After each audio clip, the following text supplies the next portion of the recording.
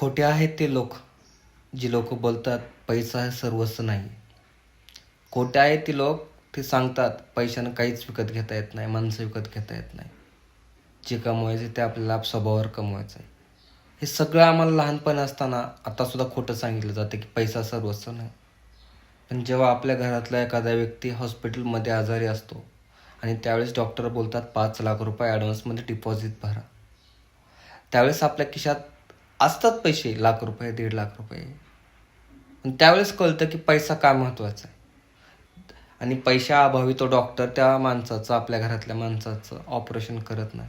आणि त्यावेळेस तो सांगतो की सरकारी हॉस्पिटलमध्ये घेऊन जावं. सरकारी हॉस्पिटलमध्ये घेऊन जाऊस तर तो व्यक्ती मरून जातो. त्यावेळेस कळतं पैसा का कमवायचा.